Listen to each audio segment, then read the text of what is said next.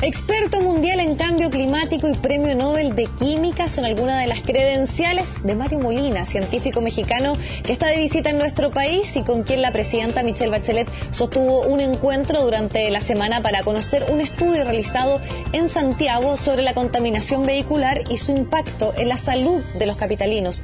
Para profundizar en este tema nos acompaña en CNN Chile el ingeniero químico Mario Molina. Muchas gracias por estar junto a nosotros. Encantado de estar en su programa. Además también un placer estar con un premio Nobel, además.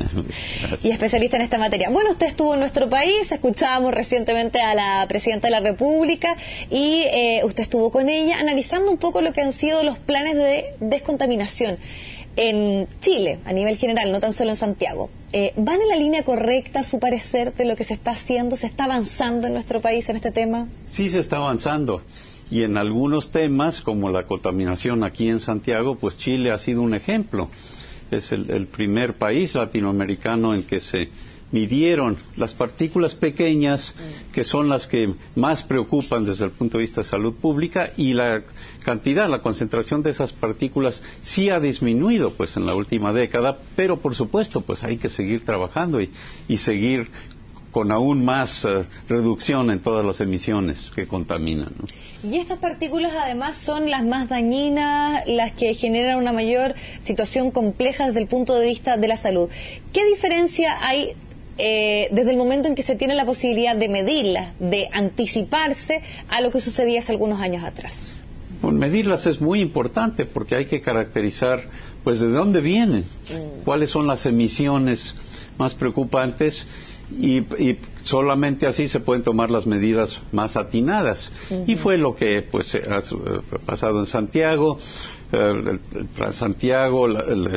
todo el transporte público pues ha mejorado mucho esta situación, se han puesto filtros en los autobuses y todo eso pues viene de haberlo medido y de entender la ciencia detrás de estos pues eventos. Es muy importante y por eso pues sí tengo confianza en lo que se está haciendo aquí.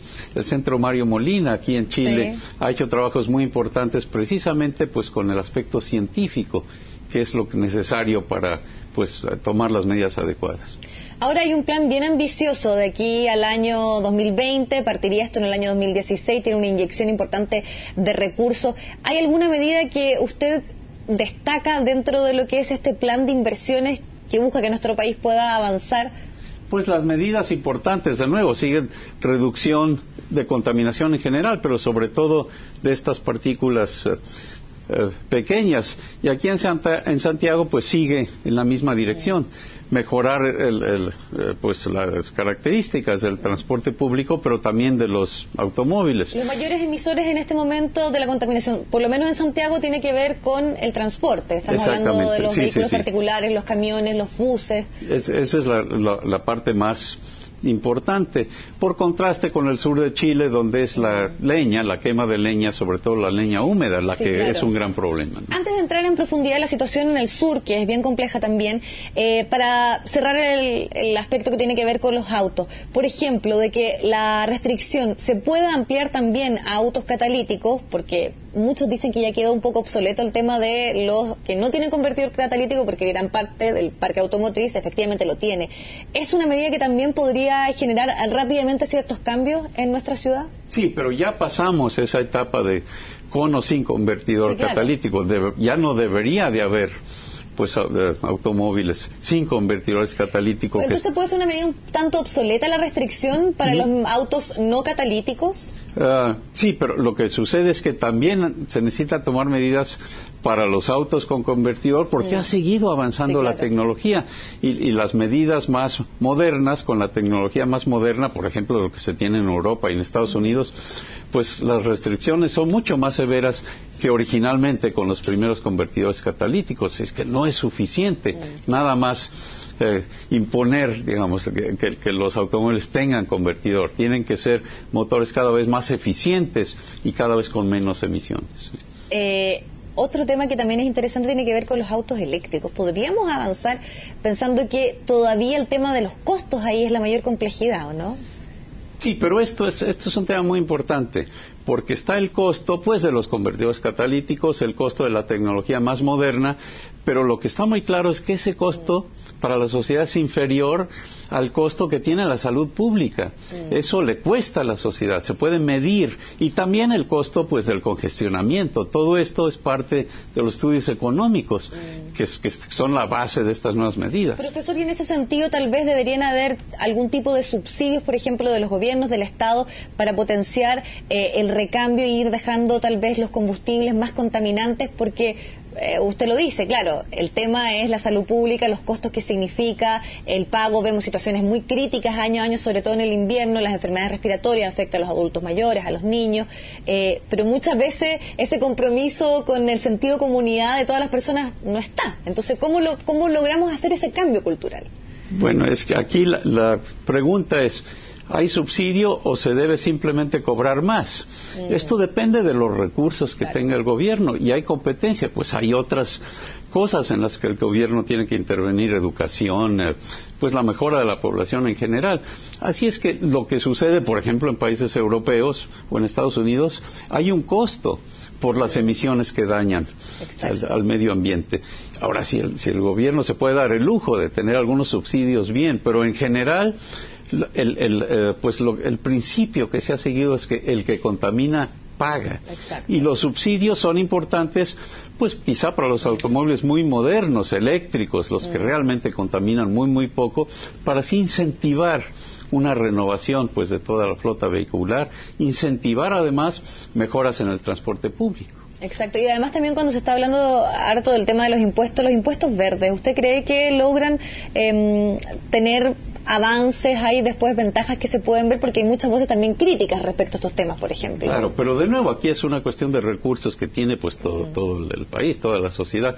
Sí funcionan los impuestos verdes, sobre todo porque es un incentivo para mejorar tecnologías, es un incentivo, por ejemplo, para usar energía más eficientemente, y todo esto sí se ve. Tenemos ejemplos de países donde esto ha funcionado muy bien.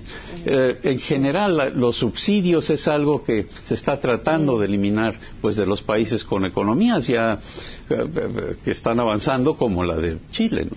Bueno, habíamos dejado un tema pendiente, habíamos empezado a hablar la situación de la leña, sobre todo en el sur. Ahí hay un tema también cultural. O sea, es el principal método de calefacción. ¿Cómo se puede avanzar? ¿Se quiere dejar de lado la leña, prácticamente que no se utilice como una forma de combustible? ¿Cómo podemos avanzar los chilenos cuando sabemos que también, lo que le comentaba en un principio, es un tema cultural?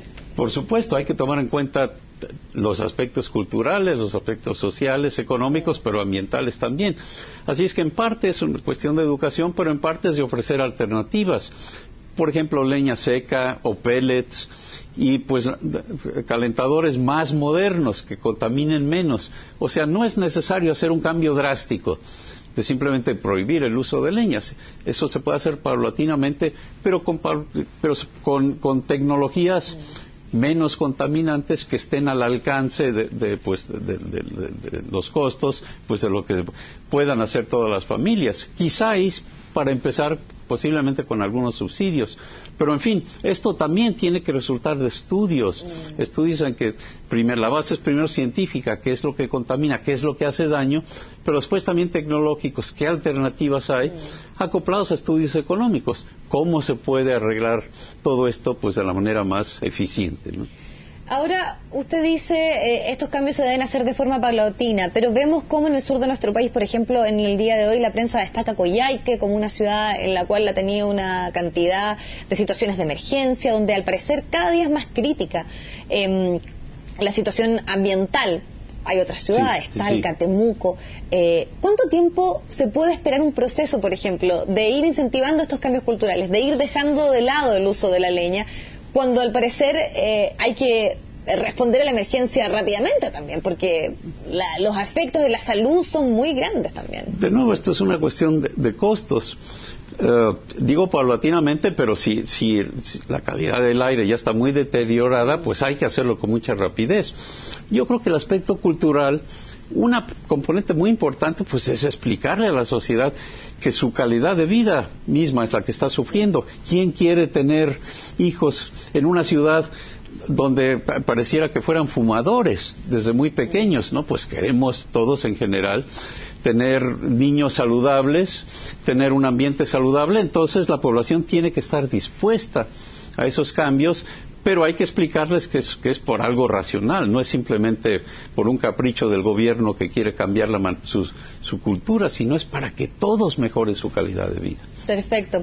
Le queremos agradecer muchísimo la posibilidad de conversar de un tema que nos preocupa a todos y además también al cual tenemos que estar poniéndole constantemente atención. Muchas gracias por estar junto a nosotros. Encantado de haber estado con ustedes. Sí. Nos vamos al corte y ya volvemos.